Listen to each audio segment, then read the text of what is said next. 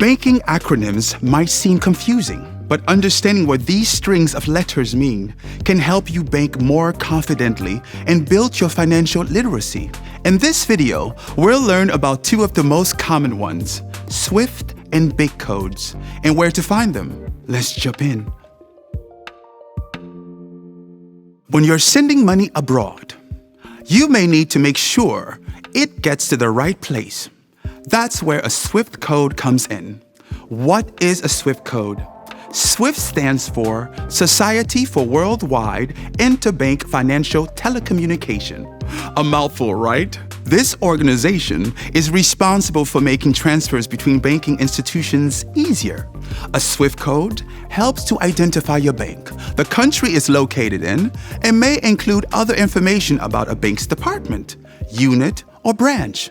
Since each bank has their own SWIFT code, these codes make sure your money ends up in the right place. Most banks and transfer services ask for a SWIFT code to complete an international wire transfer.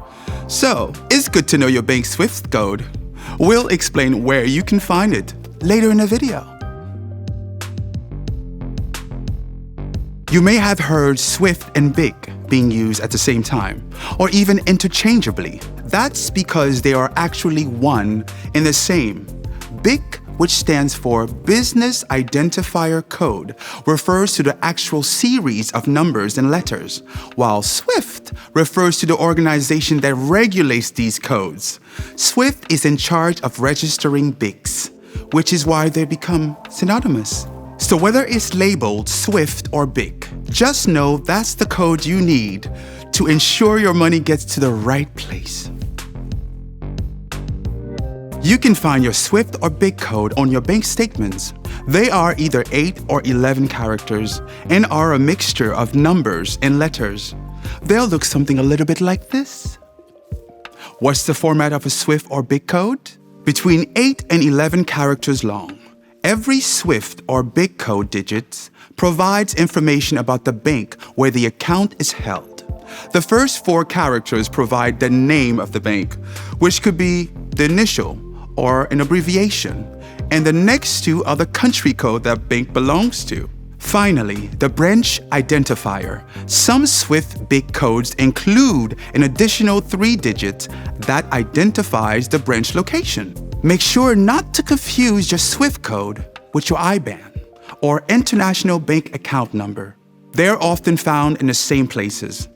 But an IBAN is much longer, so look for the shorter series of characters when searching for the SWIFT code.